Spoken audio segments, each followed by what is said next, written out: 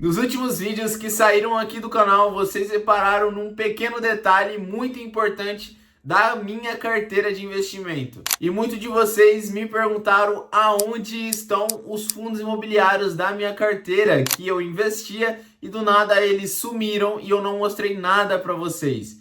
Nos últimos meses eu tomei essa decisão importante. Eu vendi todos os fundos imobiliários da minha carteira. Mas fique calmo que eu vou te explicar os motivos que eu vendi todos os meus fundos imobiliários, quais fundos imobiliários que eu vendi e o que eu peguei esse dinheiro, né, e realoquei, né, o que eu investi no lugar dos fundos imobiliários. Então, antes de tudo, eu te convido a se inscrever aqui nesse canal e deixar aquele like maravilhoso se você gosta desse conteúdo de investimentos. Para você que não me conhece ainda, é a primeira vez que você está vindo aqui nesse canal, eu tenho 21 anos, eu trabalho, né, eu sou CLT e eu tiro uma parte do meu salário para investir. Uma parte que não é muito grande, eu invisto cerca de 300 a 500 reais todos os meses. E essa aqui, ó, era a minha carteira antigamente, há um mês atrás, né? Então a gente tinha de patrimônio 22 mil reais há um mês atrás.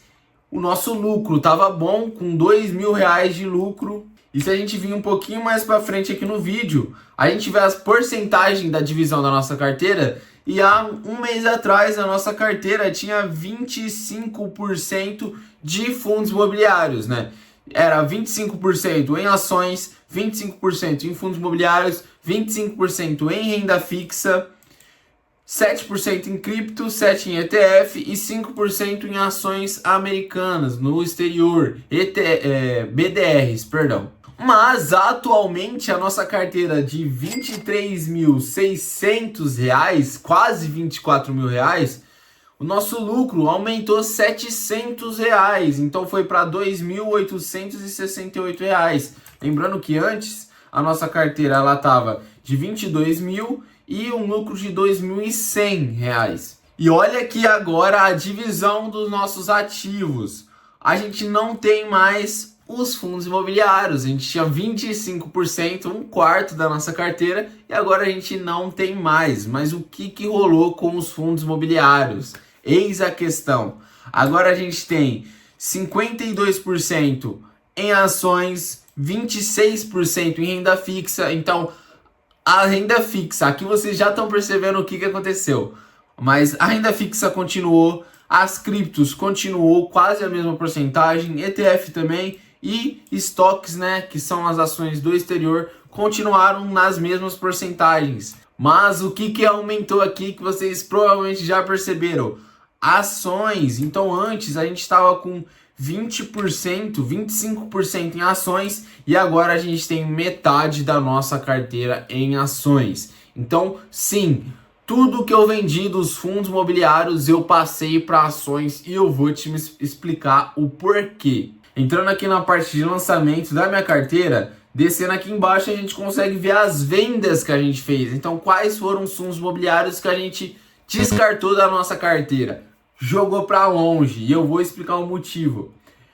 MXRF11, muito conhecido, HGLG, muito conhecido também, XPCA, BTLG, BTCI, GARI11, GGR6 e XPML. Então todos esses fundos imobiliários aqui, vocês podem ver aqui na coluna que tá como venda. A gente vendeu todos os nossos fundos imobiliários. E não são fundos imobiliários ruins. São fundos imobiliários que a maioria das pessoas que investem em FIIs possuem. São fundos imobiliários consolidados, gigantes, com muitos ativos, boa gestão. Mas então por que você vendeu, Felipe? O que aconteceu? Gente, simplesmente por objetivo e estratégia da minha carteira. O que eu vou falar aqui foi o que eu apliquei para minha carteira. Não tem certo ou errado no mundo dos investimentos. Isso é uma das vantagens, né? Você pode investir como você quiser porque o dinheiro é seu. Então eu vou explicar o porquê que eu tirei os fundos imobiliários da minha carteira. Por conta de objetivo. O meu objetivo atual é crescimento do meu patrimônio. Simplesmente é multiplicar o que eu tenho. Então é pegar esses 20 mil que eu tenho investidos, 23 mil, quase 24 mil, e transformar em 30, 50, 100 mil ao longo do tempo que eu vou investindo. E eu não ligo para dividendo, para renda mensal. Lógico que conforme eu vou investindo nas ações, muitas das ações também pagam dividendos, né? Mas é muito diferente dos fundos imobiliários que pagam todo mês. Então deixando bem claro que esse não é meu objetivo de renda mensal. Eu não estou na parte de usufruto, eu estou na parte de crescimento, de construção do meu patrimônio. E as ações, elas têm um potencial muito maior comparado com os fundos imobiliários para crescimento de patrimônio. Se eu quisesse ter uma renda mensal ali, estável, previsível, todos os meses, aí sim eu vejo os fundos imobiliários como uma boa opção para investir. E para mostrar para vocês que é verdade que as ações elas têm um potencial maior de valorização, de crescimento, eu trouxe aqui um comparador de ativos, né, para a gente comparar qual que é a rentabilidade de cada ativo.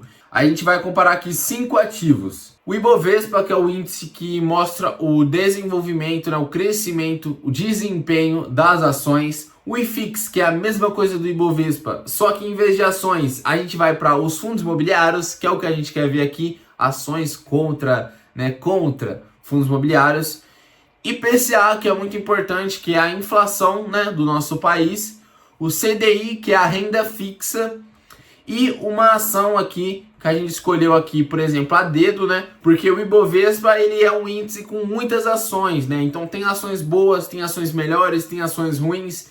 Então a gente escolhe uma a dedo que a gente investe para colocar aqui no gráfico. E o IFIX a mesma coisa, a gente não escolhe a dedo, tem muitos fundos imobiliários bons, ruins, melhores. Então eu vou colocar um fundo imobiliário também a dedo aqui para a gente comparar. Então olhando aqui no gráfico, olhando num período de 2014 até os tempos atuais, ou seja, mais de 10 anos, um grande período, a gente vê que o desempenho aqui no final, o que ganhou foi o CDI, né? O CDI performou desde lá de 2014 até agora 212%. Logo atrás ficou o Ibovespa, então o Ibovespa sim perdeu para o CDI, né?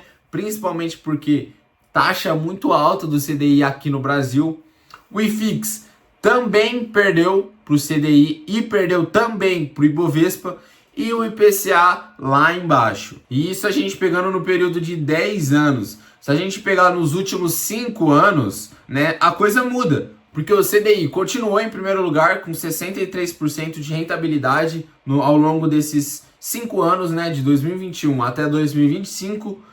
O Ibovespa ficou em segundo lugar, o IPCA ficou em terceiro lugar e o IFIX ficou em último lugar. Então o IFIX perdeu até para inflação. Isso não sou eu que estou falando, isso é o gráfico que está falando. Não é a minha opinião, são fatos aqui. O IFIX, que é o vermelhinho aqui, ó, ele perdeu por um grande período para a inflação. O Ibovespa também perdeu alguns períodos, mas agora se recuperou e agora no final passou a inflação, e o IFIX não. E agora descartando o Ibovespa e descartando o IFIX, selecionando aqui bons fundos imobiliários que a maioria das pessoas investe, que é o MXRF11 e o HGLG, comparando com ações selecionadas também, que a gente colocou Banco do Brasil Seguridade e Petrobras, que também são boas ações que a maioria das pessoas investe.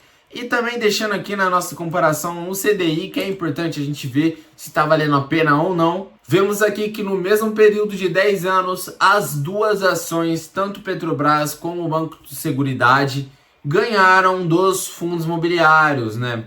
O Banco do Brasil ganhou um pouco menos, né? O Banco do Brasil Seguridade ficou com 373% de rentabilidade, já o HGLG ficou com 333%. Então foi pouca diferença ali. O MXRF11 teve mais diferença, ficou com 294. Mas se a gente colocar Petrobras na conta, Petrobras teve uma rentabilidade de 500% nesse mesmo período de 10 anos.